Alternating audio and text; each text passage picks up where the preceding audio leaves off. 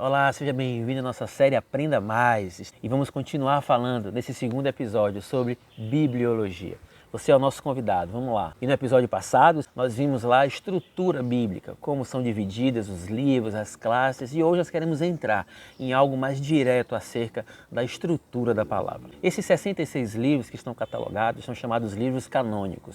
Além desses livros, existem livros apócrifos que nós gravamos também numa série Aprenda Mais sobre esses livros apócrifos. Quando a gente faz uma análise com a Bíblia, a gente precisa observar alguns pontos de vista e alguns aspectos. O primeiro deles é um aspecto racionalista. As pessoas tendem a enxergar a Bíblia de uma forma extrema, uma possibilidade de qualquer revelação sobrenatural. Pessoas que até entendem que é uma revelação divina, mas sempre colocam um se, uma vírgula, uma dúvida. Também existe uma abordagem romântica. As pessoas olham a palavra do Senhor como sendo um produto da igreja e declaram que a Bíblia não é a única autoridade. Também existe uma abordagem mística sobre a Bíblia.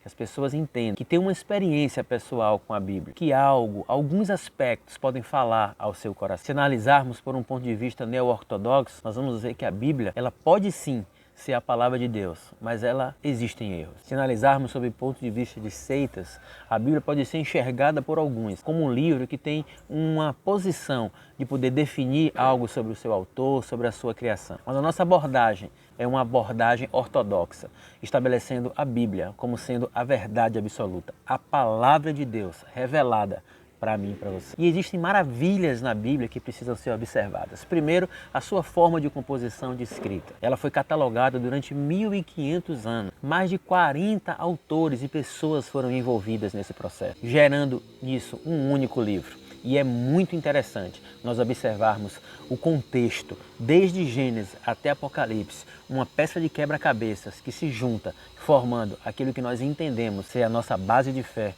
a nossa direção, a palavra, a revelação do Senhor sobre as nossas vidas. É importante falarmos sobre a sua preservação. Antigamente não tinha recursos como nós temos hoje, por exemplo, de digitalização, de escrita, e a forma como isso era catalogado, de boca ao ouvido, depois nos manuscritos, nos pergaminhos, isso é muito interessante. E se você tiver a oportunidade de visitar alguns museus, por exemplo, o Museu de Jerusalém, o Museu da Bíblia, você vai ver muitos desses escritos. Eu, por exemplo, tive a oportunidade de poder visitar o Museu da Bíblia em Jerusalém, em que estava ali o manuscrito do livro de Isaías. A Bíblia tem um assunto único, que é a figura de Jesus Cristo de Nazaré. Aponta para Jesus, o Redentor, o Salvador, aquele que viria, aquele que veio e que estabeleceu, e aquele que se entregou na cruz do Calvário por mim e por você, para fazer remissão dos nossos pecados. A Bíblia tem uma atuação, uma influência direta na vida daqueles que entendem que ela seja uma revelação. E você já leu a Bíblia hoje?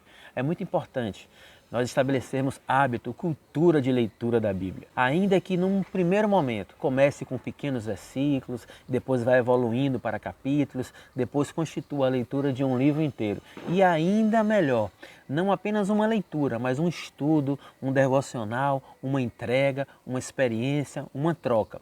Não apenas você lendo a Bíblia, mas deixando sobretudo a Bíblia ler a mim e a você.